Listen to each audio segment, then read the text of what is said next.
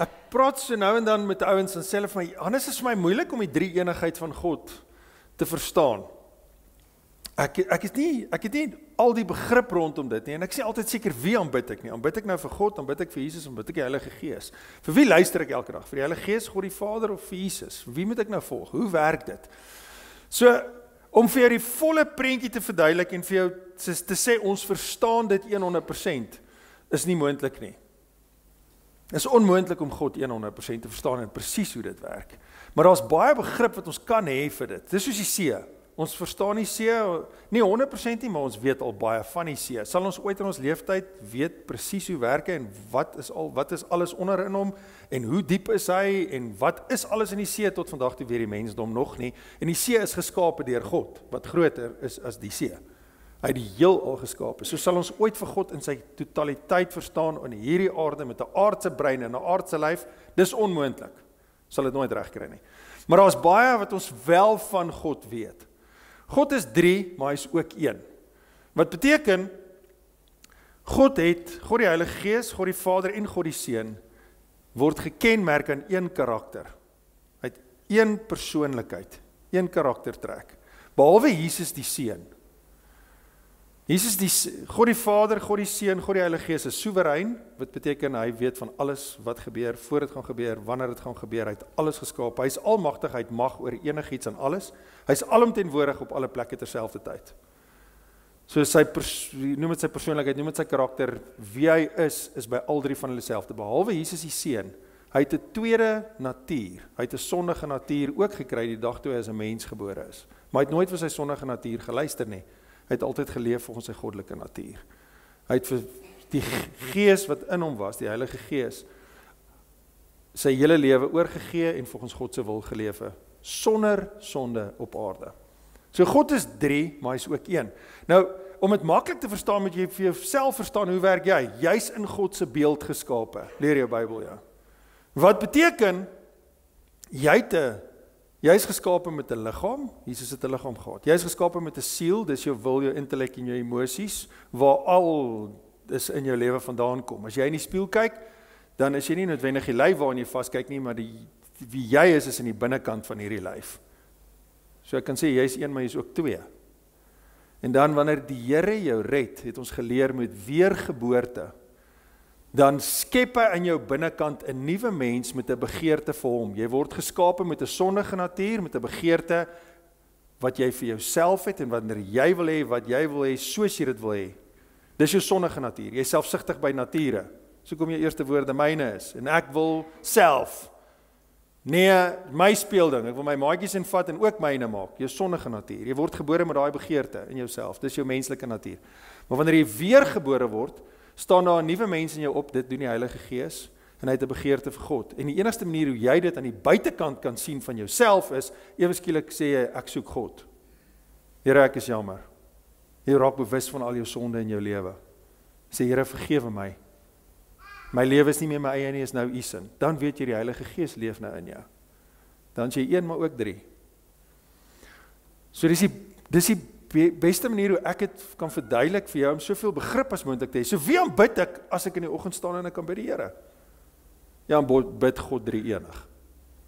Ek kan bid Jesus, die Heilige Gees en vir God. Hulle is 1, maar hulle is ook 3. Met wie praat ek? Ek vertrou die Heilige Gees om my elke dag te lei. Ek vertrou Jesus om my te gewys het in 'n lyf, hoe hy dit in 'n lyf gedoen het, sodat ek dit so in 'n lyf kan doen. En ek vertrou God die Vader om my denke te hernuwe met alles wat hy my leer deur die lewe van Jesus. So ek is elke dag besig om die totaliteit van God te volg. Ek luister nie net vir een nie, ek luister vir hulle al 3. So jy is 1, maar jy is ook 3. So ek hoop dit maak vir jou sin, ek hoop dit bring vir jou lig, ek hoop dit beteken vir jou iets. En dalk het jy vanoggend iets gehoor waaraan jy nooit gedink het nie. Ons is in Jesus stories 29, baie naby aan 30, prys die Here. Ons praat oor die woorde en die werke van Jesus Christus. Hoekom? Want dit is wat 'n kerk se fokus moet wees, is Jesus, om mense aan Jesus voor te stel sodat hulle hom kan volg. En Jesus self het gesê, ek sê net wat ek my Vader hoor sê en ek doen net wat ek my Vader sien doen.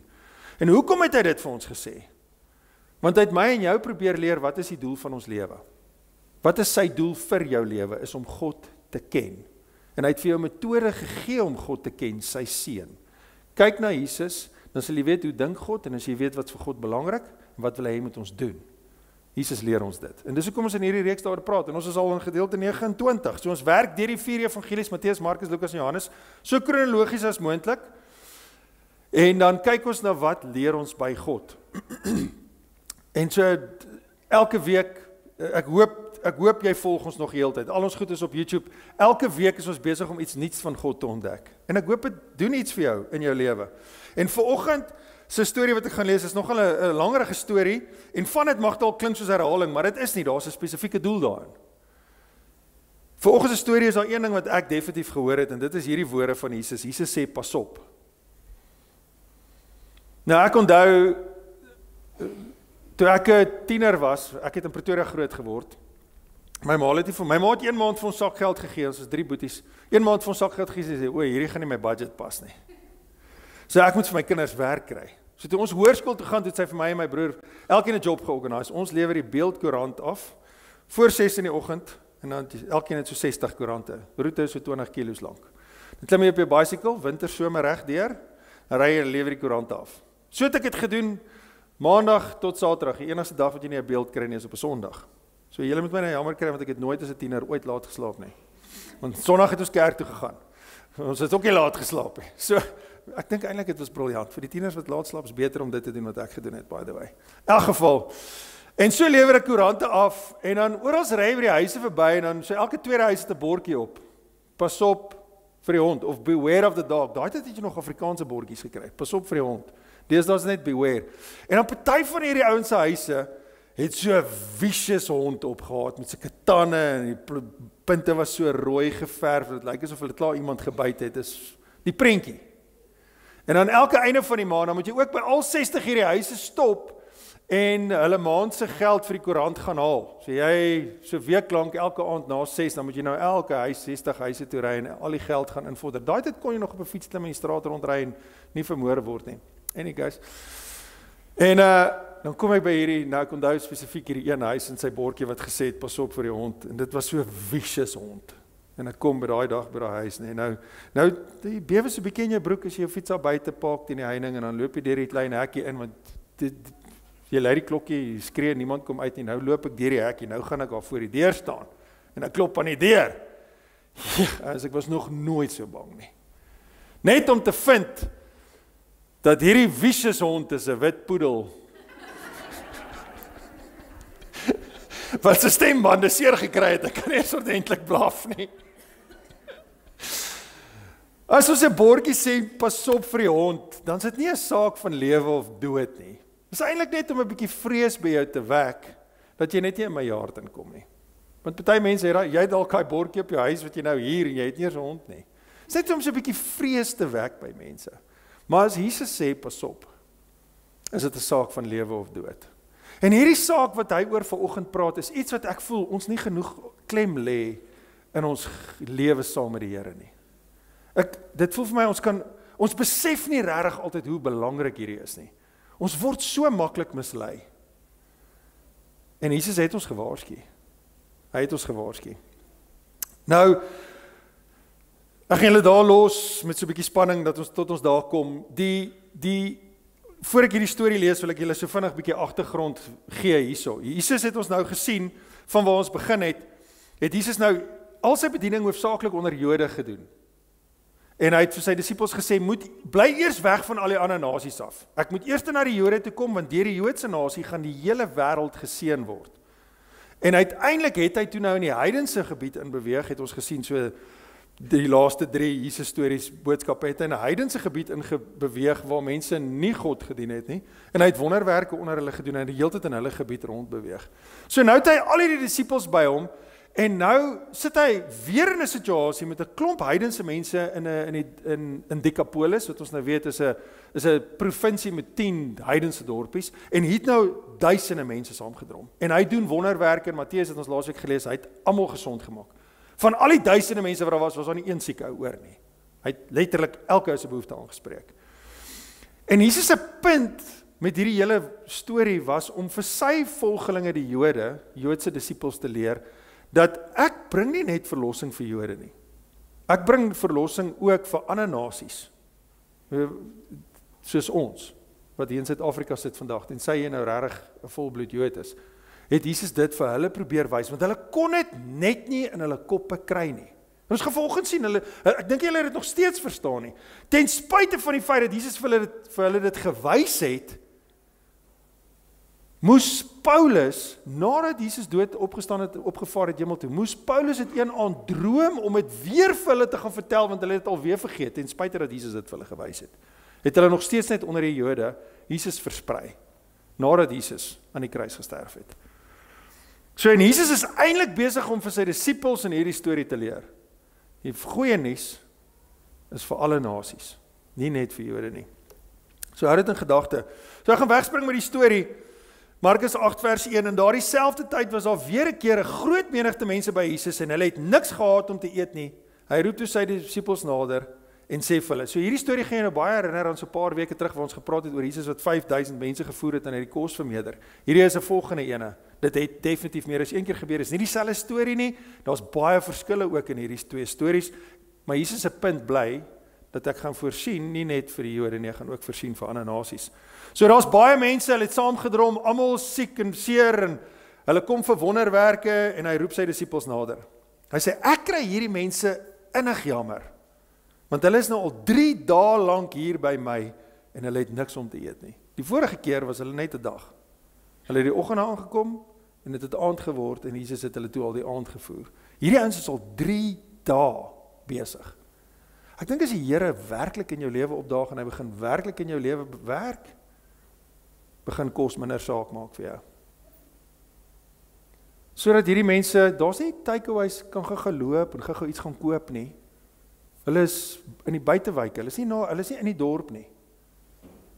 3 dae lank wat Jesus hulle gesond maak, sê ek gaan net nie loop nie. Ek wil net hier wees, hier by hom. Niemand loop nie. Duisende mense.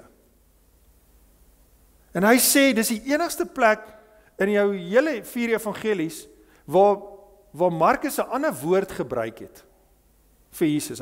Jesus het, as jy die oorspronklike vertaling gaan vat, het Jesus gesê, ek voel jammer vir hulle. Hy het nie net gesê ek is jammer vir hulle nie, hy het gesê ek voel,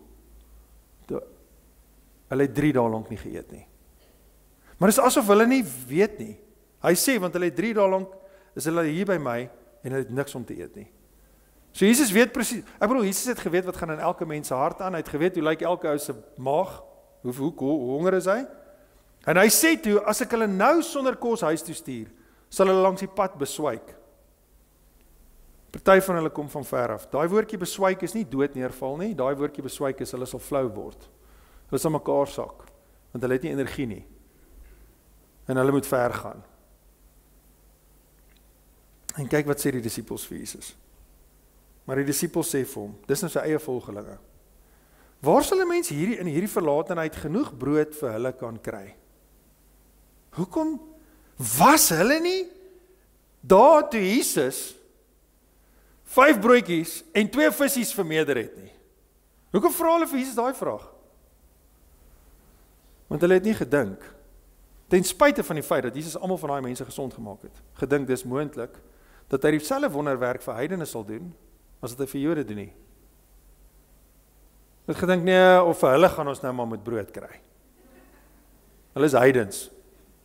Ja, Jesus het hulle nou gesond gemaak. Ons voel baie ongemaklik om hier te wees, want die mense by die huis neem ons eintlik kwaadlik vir die feit dat ons hier in 'n heidense gebied is. Ons moet nou gaan bad seremonieel as ons by die huis kom, want ons is vuil as gevolg van hierdie klomp mense.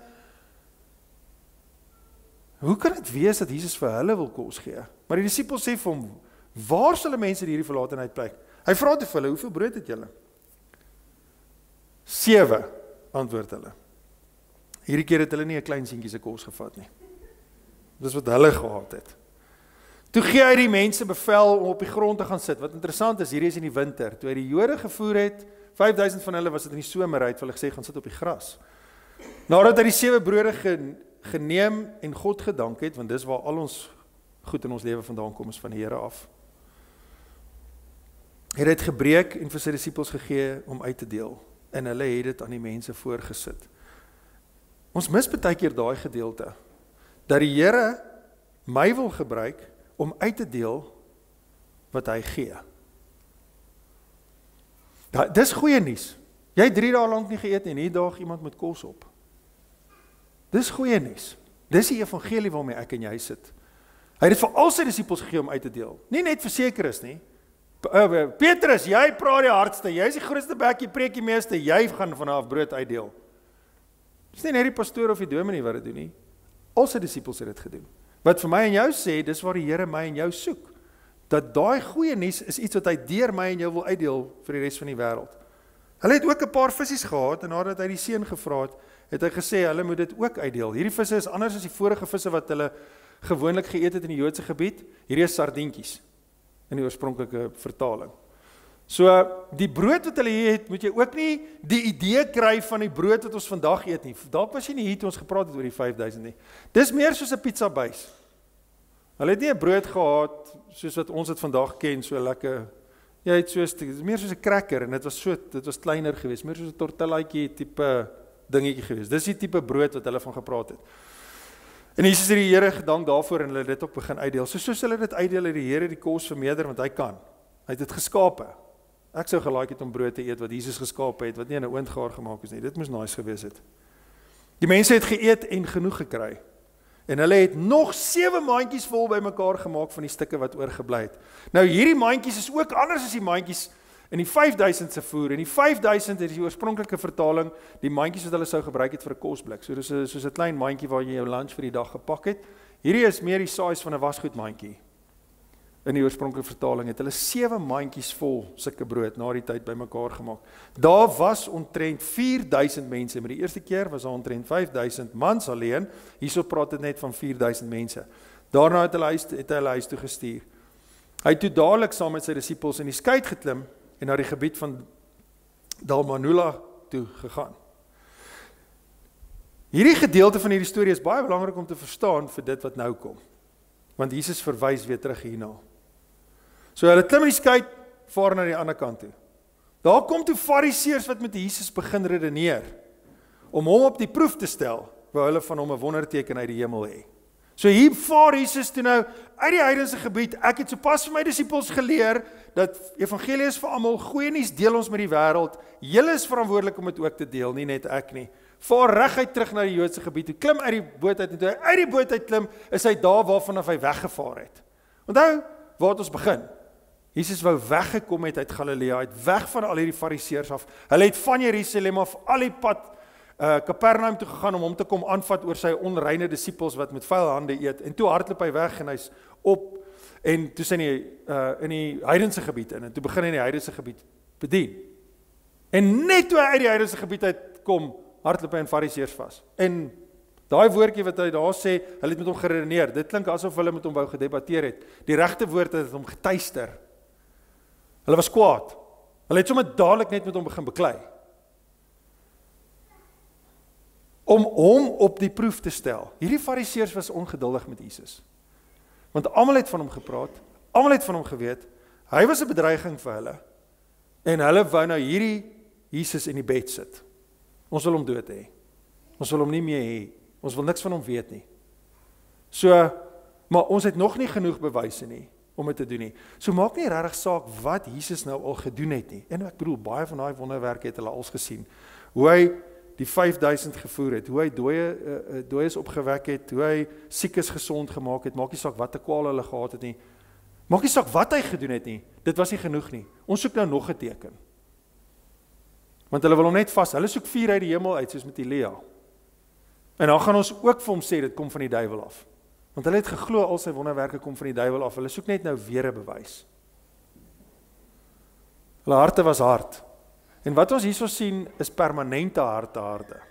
Soos ons geleer het in Markus 3, het Jesus reeds vir hulle gesê, moenie die Heilige Gees bedroef nie, want dit is onvergeeflik. En wat dit beteken het, is as God sy volheid in jou geopenbaar het, en jy verwerp hom, is daar geen hoop vir jou nie, kan jy nie meer gered word nie. Dis wat dit beteken om die Heilige Gees te bedroef. En hulle het dit nou al 'n paar keer gedoen. Nou kom hulle weer. Gee ons nog 'n teken, Jesus. Gee ons nog 'n teken. Hulle harte is kliphard. Hulle het nie 'n saak met Jesus nie, hulle wil nie in hom glo nie, hulle stel nie in hom belang nie. Gee ons nog 'n wonderteken. En ons lees, Jesus het diep gesug en gesê, Hulle sê Jesus het nie sonde gehad nie. Jesus het nie sonde gehad nie. Ons Bybel sê dat hy was 'n perfekte vlekkelose lam, maar tog het hy ongeduldig geraak. Daar's niks fout met ongeduld nie. Dit hang af waarvoor raak jy ongeduldig. Jesus het op 'n punt gekom waar hy ongeduldig met hulle geraak het. Want God kry nie die heerlikheid uit hierdie situasie uit nie. En daaroor het hy ongeduldig geraak. Hy het nie ongeduldig geraak omdat hy nie sy sin kry nie. Hy het ongeduldig geraak omdat God nie die heerlikheid kry wat hy verdien nie. En hy het gesug. Kan God ongeduldig raak? Hy kan. Het hy ongeduldig in jou lewe geraak toe dit net oor jou heerlikheid gegaan het? Wel, dis heel moontlik. Want dit gaan nie oor jou nie, dit gaan oor hom. Alles in ons lewe gaan oor hom. En hier kan ons sien wanneer begin dit 'n frustrasie raak vir God. Hy het diep gesig en gesê, waarom wil hierdie geslag geteken hê? Want hulle harte is kliphard. Dit verseker ek julle, aan hierdie geslag sal beslis nie 'n teken gegee word nie. Jou tyd het gekom en jou tyd het gegaan. Dis verby. Dan lees ons in Matteus, is dieselfde storie, lees ons hierdie interessante insetsel wat Jesus ook gesê het. 'n Slegte en afvallige geslag wil 'n teken hê. En geen teken sal aan hulle gegee word nie, behalwe die teken van Jona. Die teken van Jona is gestuur deur God na Ninive toe, 'n heidense land, nie 'n Joodse land nie, en hy het vir die profeet Jona gesê, gaan vertel vir daai mense, hulle moet bely van hulle sonde. En Jona as 'n Jood wou dit nie doen nie. Nee, dit kan nie die Here wees wat my gepraat het nie. Dis soos die disippels, waar moet ons vir hulle brood kry? Hulle verdien nie brood nie. En hy wou nie luister nie en hy hardloop toe weg. En vir sy ongehoorsaamheid is hy oorboord gegooi as 'n straf. En 'n vis het hom ingesluk vir 3 dae. En na 3 dae uitgespoeg op 'n kant en toe het hy gedoen wat God gesê het. Die teken van Joda is Jesus wat homself vergelyk het. So julle gaan die teken van Jona sien. Ek gaan die pak slaaf vir julle sonde vat, soos wat Jona moes gestraf geword het om in die see gegooi te word. Dan gaan ek sterf en vir 3 dae in 'n graf wees, soos wat Jona 3 dae in 'n vis se maag was. En dan gaan ek opstaan. En ek het dit gedoen om God te verheerlik en julle vry te maak. Jona het uiteindelik gegaan en die evangelie verkondig en 'n heidene nasie het tot bekering gekom. En dis wat hy sê, al teken wat julle nou nog gaan sien is my kruisiging. Is my kruisdood. Nie dat dit iets gaan beteken nie, maar dis julle harde harte wat dit in elk geval gaan veroorsaak. Julle gaan my daar vaslaan. Dis al teken wat julle nog gaan sien, het Jesus vir hulle gesê. Hy het hulle daar laat staan, weer in die skei geklim en na die oorkant van die see toe gegaan. Hy het hulle dit geantwoord, bye. As jy wil weet of Jesus frustreerd of ongeduldig was, hy was nou klaar. Dit het nou gestop. Die disippels het vergeet om brood te vat. Hulle het net een van hulle hulle het net een by hulle in die skei gehad. Nou hier is 'n klein stukkie inligting, want daar is nog een storie hierdie. Nou is hulle op die boot. En Markus wil hê ons moet weet die disippels het nie brood nie, vir 'n baie belangrike rede, en hier kom dit nou. Hulle het vergeet om brood te vat. Ek het 7 mandjies vol, wasgoedmandjies vol, en hulle het nie brood nie. Nou, dis nalatig, né? Hoekom wil Markus sê ons moet dit weet? Want Jesus het hierdie gesê. Jesus het toe hulle gewaarsku. Pas op. Wees op julle hoede vir die suurdeeg van die Fariseërs en die suurdeeg van die Herodes. Wees op julle hoede. Suurdeeg is wat ons in Engels noem yeast. Dis soos 'n teelepeltjie, 5 gram wat jy in 'n resep van 'n brood gooi, en dis wat vandag vir ons 'n brood so lekker mooi en groot en bruin maak.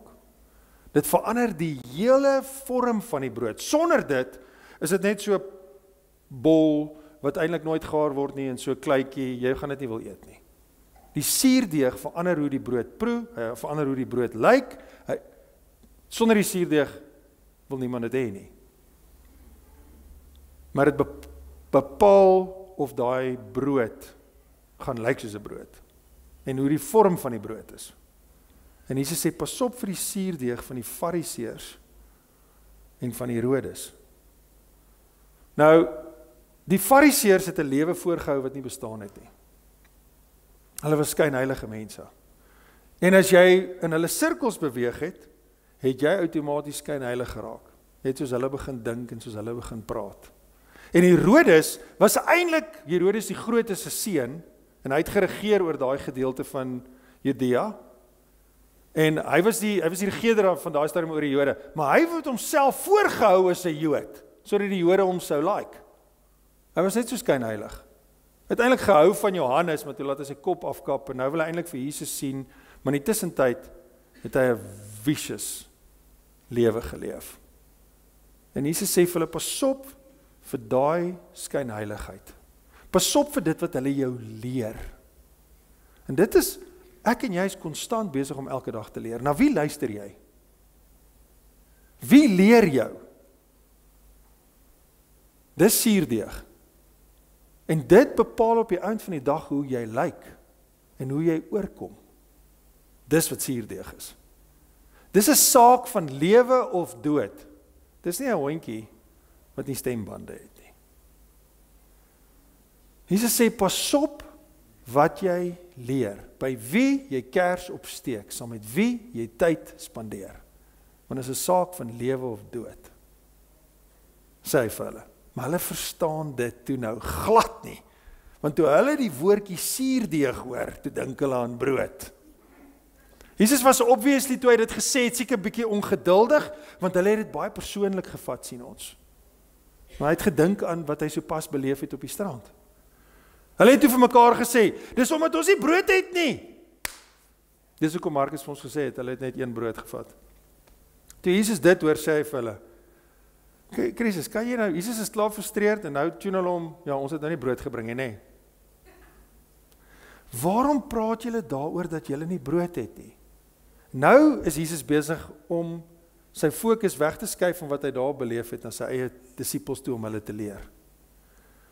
Waarom praat julle oor dat julle nie brood het nie? Begryp en verstaan julle dit nog nie? Is julle nog steeds so traag van begrip? Nou, ek dink is briljant as Jesus dit vir jou sê. Want luister wat sê hy, ons kan dit op 'n ander manier lees. Ons kan sê, Jesus kon gesê het, begryp julle nie. Is julle traag van begrip? Kon Jesus vir hulle gesê het. Gelukkig staan daar nog. En nog steeds. Wat beteken, hulle harte is nog nie daar waar dit moet wees nie, maar gelukkig gaan dit nog kom. Gelukkig gaan dit nog kom. Met ander woorde, wat Jesus vir ons in die eerste storie met die fariseërs probeer verduidelik, hy wys vir ons hoe lyk 'n permanente harde hart. Hier wys hy vir jou 'n hart wat in 'n proses is om vernuwe te word, as gevolg van wat Jesus nog gaan doen. Jesus is nog op pad kruis toe. Dan gaan hulle tot die volle insig kom van wat hy gesê het en wat hy gedoen het. Toe Markus hierdie geskryf het, was dit na Jesus se opstanding en kruis en opvaar hemel toe. Toe hy dit geskryf het, het hy presies verstaan wat beteken suurdeeg. Maar hy skryf homself in hierdie storie en in al die ander disippels om vir ons te wys hoe tydelik hard ons hart nog kan wees, maar prys die Here, Jesus los ons nie daar nie. Hy hou aan om ons te leer. Hy hou aan om ons te wys hoe. Waarom praat julle oor brood? Is julle so pateties? Kan julle nie konsentreer nie? Kan julle nie dink nie? En toe sê hy vir hulle hierdie woorde. Julle wat oë het, sien julle nie? Julle wat ore het, hoor julle dan nie? Onthou julle nie? En waarna verwys Jesus daar? Hy sê, hoe lank is julle nou al by my? Wat het julle nou al gesien kan ek doen? Het julle gesien dat ek kan brood meer maak? Nou dink julle ek is ongelukkig omdat hier net een brood is. Gee sommer daai brood, hier is vir elke brood. Okay, kan ons aangaan met die gesprek? Waar sit jou oë, met ander woorde? Kyk jy na die vrug van wat is besig om jou te gebeur? Of ignoreer jy dit? En spandeer jy jou tyd saam met suurdeeg? Sê Jesus met ander woorde vir hulle. Sien julle dan nie? Julle wat ore het, hoor julle nie? Ek gebruik altyd hierdie voorbeeld. Ek het dit al gesê, ek gaan dit weer sê. Eendag toe preek ek 'n boodskap hierso, en ek dink dit het gegaan, as ek mooi terug onthou, het gegaan oor iets soos integriteit of iets. En maandag bel 'n man my, wat nie in die diens was nie, en hy sê, my vrou en ek gaan deur 'n moeilike tyd, en sy was in die diens. En sy het Sondag na kerk by die huis gekom, en sy het gesê, ek het vir haar gesê, sy kan my maar skei.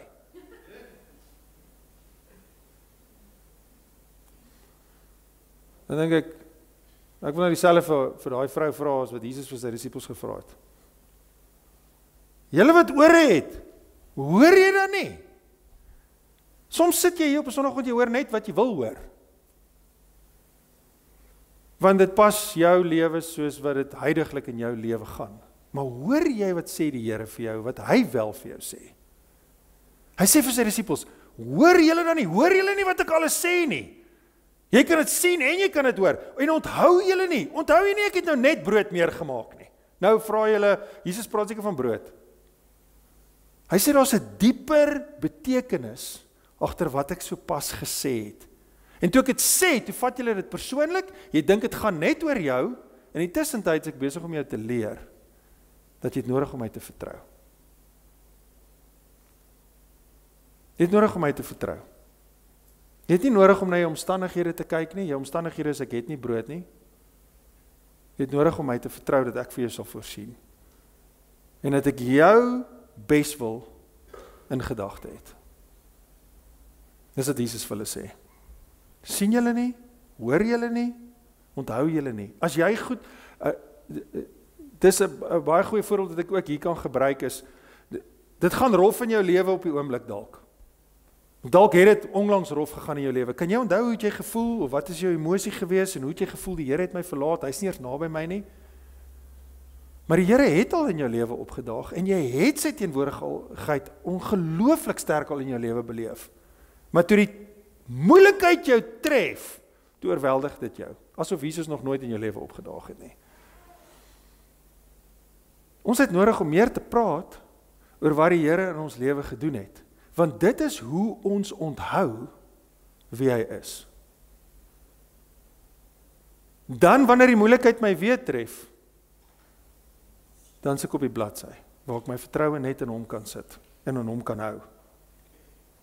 Jesus sê vir hulle, nou vat hulle, dis so half asof hy dit vir hulle teaching, hy is half asof hy hulle op 'n plek vat waar hy hulle wil basies laat verstaan waarmee hy besig is. So hy gebruik hierdie basiese illustrasie. Hy sê, toe ek die 5 brode vir die 5000 gebreek het, hoeveel mandjies vol stukke brood het julle oorgehou? 12 sê hulle. So wat kan ek met 1 brood doen? En die 7 vir die 4000? Hoeveel mandjies vol stukke het ek toe oorgehou? 7, sê vir hulle. En toe sê hy vir hulle hierdie woorde. Verstaan julle dan nog nie? En gelukkig, Markus het daar gestop. Ek dink Markus was bietjie mean toe hy dit geskryf het. Matteus het aangegaan. En Matteus sê, dit het toe gebeur. Toe het hulle verstaan, dat hy nie bedoel het, dat hulle vir gewone suurdeeg op hulle hoede moet wees nie, maar vir die leer van die Fariseërs en die Sadduseërs. Dat jy moet pas op vir wat jy inneem, en waardeur jy beïnvloed word. Die enigste manier om te weet of jy die regte inligting in jou lewe ontvang, is om met jou oë te kyk, met jou ore te luister en te onthou. Daar's nie 'n ander manier om te kan weet, wanneer is jy besig met die verkeerde goed in jou lewe nie. Jy moet jou oë kan gebruik, jou ore kan gebruik, en jy moet kan onthou wat het die Here al vir jou gedoen. Ek gebruik my oë om te kyk, om te lees. Ek gebruik my ore om te luister na die woord van die Here. As jy nie jou Bybel ken nie, is daar geen manier in jou lewe dat die verkeerde suurdeeg sal kan herken as dit in jou lewe intrek nie. Jy sal nie die verkeerde invloede raak sien in jou lewe nie. Jy kan nie. Jy gaan nie weet wat is waar en wat is onwaar as jy nie die waarheid ken nie. Dis logika. So Jesus is eintlik besig om ons te leer hoe om te onderskei in hierdie lewe. En jy gaan nie kan onderskei as jy nie na die regte goed kyk, na die regte goed luister en onthou waar God wel opgedaag het nie. Jy gaan nie kan nie. So wat leer Jesus vir ons in hierdie gedeelte? Nommer 1. Hy weet, hy voel jou pyn en hy voorsien vir jou waar jy nodig het. Dit het ons geleer by die storie van die 5000 ook. Nommer 2. Sy volgelinge deel. Jy kan tipies hierdie boodskap nou na die tyd deel. Met jou familie by die huis, of met die volgende vriende by wie jy kuier, of saam kuier. Jy kan tipies deel wat die Here al vir jou gedoen het, en wat hy elke dag in jou lewe doen, want iemand anders het nodig om dit te hoor. Nommer 3, sy geduld raak ook op. En ek hoop regtig nie God se geduld raak ooit vir jou op nie. En dat jy altyd leerbaar bly. As God homself die heeltyd aan jou moet bewys, is jy op 'n gevaarlike plek. Here, ek sal in u glo as u die volgende doen. Jy is op 'n baie gevaarlike plek. Ek hoop nie hy sê ooit vir jou, jy sal nooit weer 'n teken sien nie. Dis nie hoe ons die Here dien nie. Hy is soewerein, hy is almagtig, hy is altyd in beheer. Ons het nodig om hom te vertrou. Sy geduld raak op. Nommer 4, hy lei ons om te sien, te hoor en te onthou. Dis wat hy met sy disippels gedoen het, en hulle het gesukkel daarmee. En laastens, pas op vir die suurdeeg. Ja, as dalk van julle wat vanoggend hierso sit, wat nodig het om die verhoudings in jou lewens te hersien. En te sê, Here, ek wil meer aandag gee aan my begeerte vir u, as in my vleeslike begeertes. As in my begeertes vir my geld en my eie welstand, en dis hoekom ek by die mense uithang met wie ek uithang. Dis dalk tyd om jou lewe te hersien, om in God se wil vir jou lewe in te beweeg, en die suurdeeg uit te kry, want dis 'n saak van lewe of dood. En dis wat Jesus wou gehad het ons met vanoggend hoor. Kom ons bid saam. Ons sê ons Vader, ons loof en ons prys U, dat U ons nooit los nie, dat U ons altyd leer, altyd by ons is. Here, dankie dat U ons geduldig is. Mag ons nie soos die Fariseërs wees nie. En net dood sien in ons lewe nie, Here. Of dood ons voorland is nie. Here, elke persoon wat hier is, wat wysheid en insig nodig het in hulle persoonlike lewe, veral wanneer dit kom by verhoudings en waarna hulle kyk en waarna hulle luister en wat hulle als onthou, wil ek bid, kom maak mense vry van verledes wat hulle dalk vashou. Kom bring vir mense nuwe perspektief wat dit so nodig het om te sien daar is iets anders.